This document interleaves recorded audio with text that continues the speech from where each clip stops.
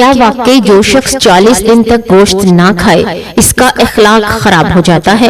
کیا یہ رسول اللہ صلی اللہ علیہ وآلہ وسلم کا فرمان ہے یا پھر یہ ایک ایسی بات ہے جو وقت گزرنے کے ساتھ لوگوں میں مشہور ہو گئی ہے؟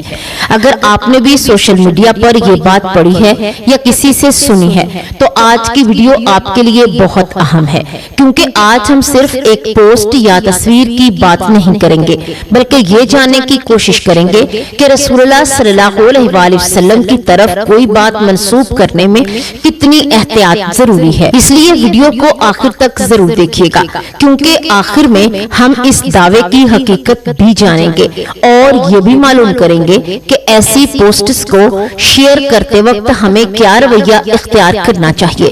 بسم اللہ الرحمن الرحیم۔ السلام علیکم ورحمۃ اللہ وبرکاتہ۔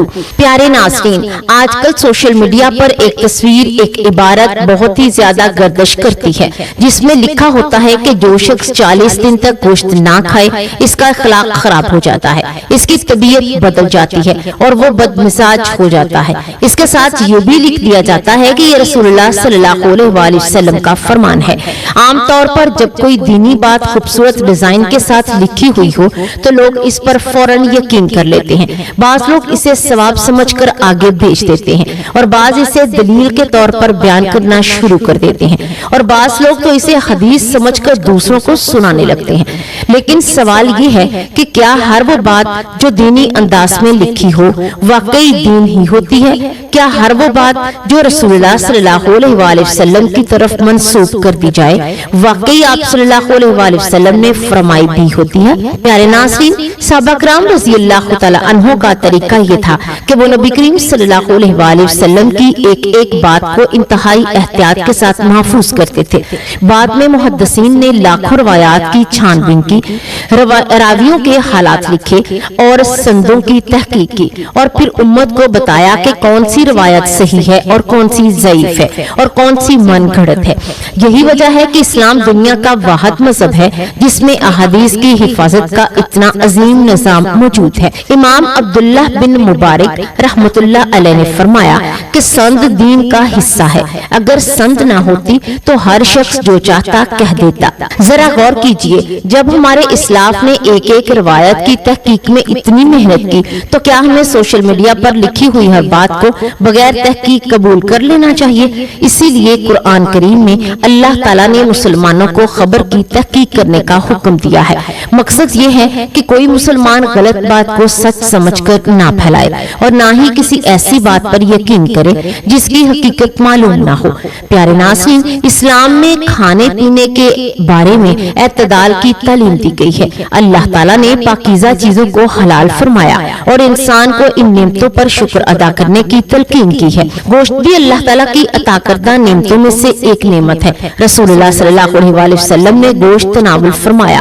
مختلف احادیث سے معلوم ہوتا ہے کہ آپ صلی اللہ علیہ وآلہ وسلم نے بکرے کا گوشت بھی کھایا اور صحابہ کرام رضی اللہ تعالی عنہ نے بھی گوشت استعمال کرتے تھے۔ اس میں کوئی شک نہیں کہ گوشت ایک مفید غذا اور مناسب مقدار میں اس کا استعمال فائدہ مند ہو سکتا ہے، لیکن یہاں ایک اہم سوال پیدا ہوتا ہے، اگر کوئی شخص بیماری، غربت، مجبوری یا اپنی خوراک کی عادت کی وجہ سے طویل عرصے تک گوشت نہ کھا سکے تو کیا لازمی اس کا اخلاق خراب ہو جائے گا؟ کیا اس کا کردار بدل جائے گا؟ کیا اس کی نیکی اور پرہیزگاری میں کمی آ جائے گی؟ یہ وہ سوال ہے جس کا جواب جاننے کے لیے ہمیں جذبات کے بجائے تحقیق کی طرف آنا ہوگا۔ نبی کریم صلی اللہ علیہ وآلہ وسلم نے اچھے اخلاق کی بہت زیادہ فضیلت بیان فرمائی ہے۔ آپ صلی اللہ علیہ وآلہ وسلم نے فرمایا کہ تم میں سب سے بہتر وہ ہے جس کے اخلاق سب سے اچھے ہوں۔ ایک اور حدیث میں آتا ہے کہ قیامت کے دن مومن کے میزان میں حسن اخلاق سے زیادہ وزنی کوئی چیز نہیں ہوگی۔ غور کیجئے، نبی کریم صلی اللہ علیہ وآلہ وسلم نے اخلاق کو ایمان، کردار، تقوی اور اعمال کے ساتھ جوڑا ہے۔ اخلاق کی بنیاد اللہ کے خوف، اچھے اعمال اور دل کی اصلاح پر رکھی گئی ہے۔ اس لیے ہم دیکھتے ہیں کہ دنیا میں بے شمار ایسے لوگ موجود ہیں جو کم گوشت کھاتے ہیں لیکن ان کا اخلاق بہت اچھا ہوتا ہے۔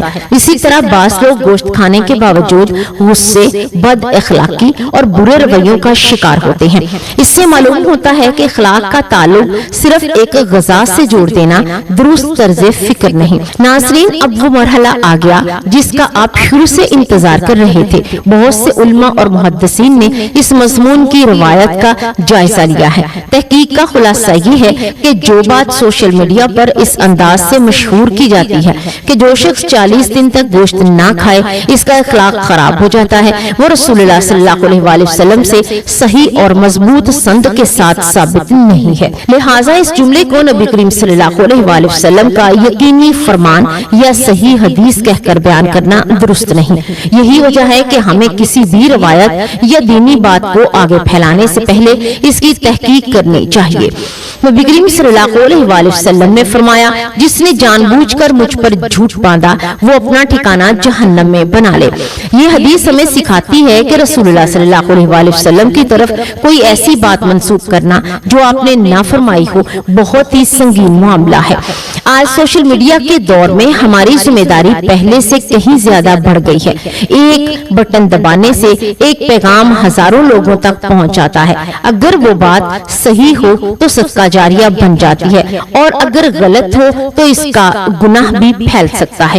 اس لیے آئندہ جب بھی آپ کے سامنے کوئی حدیث، کوئی واقعہ یا کوئی دینی پوسٹ آئے تو اسے فوراً شیئر کرنے کی بجائے پہلے اس کی تحقیق کر لیا کریں، مستند علماء کی طرف رجوع کریں اور معتبر کتابوں سے رہنمائی حاصل کریں۔ اللہ تعالی ہمیں حق کو حق سمجھ کر قبول کرنے کی توفیق عطا فرمائے، باطل کو باطل سمجھ کر اس سے بچنے کی توفیق عطا فرمائے، ہمیں تحقیق کے بعد بات کرنے والا بنائے، رسول اللہ صلی اللہ علیہ وآلہ وسلم کی صحیح سنتوں کو اپنانے کی توفیق عطا فرمائے اور ہمیں جھوٹی اور بے بنیاد باتوں کو پھیلانے سے محفوظ فرمائے، آمین یا رب العالمین۔ پیارے ناظرین، جہاں تک بات ہے 40 دن گوشت نہ کھانے کی، تو اسلامی تعلیمات میں 40 دن تک گوشت نہ کھانے سے اخلاق کے خراب ہونے کا کوئی قطعی اور مستند ثبوت نہیں ملتا۔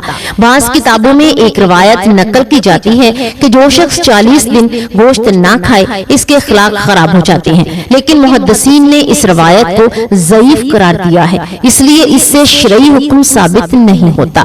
طبی اعتبار سے اگر کوئی شخص 40 دن تک گوشت نہ کھائے لیکن دالیں، دودھ، دہی، انڈے، پھلیاں اور دیگر غذائیں مناسب مقدار میں لیتا رہے تو عام طور پر کوئی خاص نقصان نہیں ہوتا۔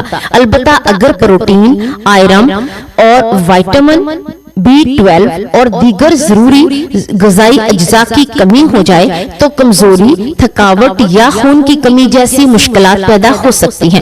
اخلاق کا تعلق زیادہ تر ایمان اور تقوی، اچھی صحبت، تربیت، عبادات اور انسان کی عادات سے ہوتا ہے، نہ کہ صرف گوشت کھانے یا نہ کھانے سے۔ لہٰذا 40 دن گوشت نہ کھانے سے لازمی طور پر اخلاق خراب نہیں ہو جاتے۔ یہ بات صحیح اور ثابت شدہ نہیں ہے، البتہ متوازن غذا لینا صحت کے لیے بہت ضروری ہے۔ پیارے ناظرین، دین اسلام میں ہر بات کو تحقیق اور مستند دلائل کی روشنی میں سمجھنا ضروری ہے۔ بہت سے لوگ یہ سمجھتے ہیں کہ 40 دن تک گوشت نہ کھانے سے لازمی طور پر اخلاق خراب ہو جاتے ہیں، حالانکہ اس کے بارے میں مشہور روایات مستند نہیں ہے۔ پیارے ناظرین، اگر آپ کو اس معلوماتی ویڈیو میں ایک بھی اچھی بات ملی ہو تو اسے دوسروں تک ضرور پہنچائیے، کیونکہ علم کو پھیلانا صرف معلومات نہیں بلکہ ایک بہت بڑا صدقہ جاریہ ہے۔ اگر آپ کسی کو کوئی نیکی کی بات بتاتے ہیں اور وہ اس پر عمل کرتا ہے تو اس کا ثواب بھی آپ کو ملتا ہے اور اس کے عمل کا ثواب بھی اس کو ملتا ہے۔ اسی طرح ایک چھوٹی سی شیئر کی گئی بات بھی آپ کے لیے بے شمار نیکیوں کا ذریعہ بن سکتی ہے۔ اس لیے کوشش کریں کہ اچھی بات، اچھی سوچ، دین کی بات کو زیادہ سے زیادہ لوگوں تک پہنچائیں، کیونکہ شاید کہ آپ کے ذریعے کسی کی زندگی بدل جائے، کسی کا دل نرم ہو جائے اور کسی کا ایمان مضبوط ہو جائے۔ اگر آپ اسی طرح کی مزید ایمان افروز اور معلوماتی ویڈیو دیکھنا چاہتے ہیں تو ہمارے چینل کو سبسکرائب ضرور کریں اور بیل آئیکن کو بھی پریس کریں تاکہ ہر نئی ویڈیو آپ تک فوراً پہنچ سکے۔ اور ناظرین، اگر آپ اس کوشش میں کوئی ہم سے کمی یا غلطی رہ گئی ہو تو دل سے معذرت چاہتے ہیں، کیونکہ انسان خطا کا پتلا ہے، ہم ہم سب غلطی کر سکتے ہیں، اس لیے اگر ہم سے کوئی خطا ہو جائے تو ہمیں ضرور معاف کیجیے گا۔ آپ کی حوصلہ افزائی ہی ہمارے لیے سب سے بڑا انعام ہے۔ اللہ تبارک و تعالی ہم سب کا حامی و ناصر ہو، ہمیں نیکی کے راستے پر چلنے کی توفیق عطا فرمائے، ہمیں شیطان کے وسوسوں سے محفوظ رکھے اور ہمیں دین اسلام پر ثابت قدم رکھے، آمین یا رب العالمین۔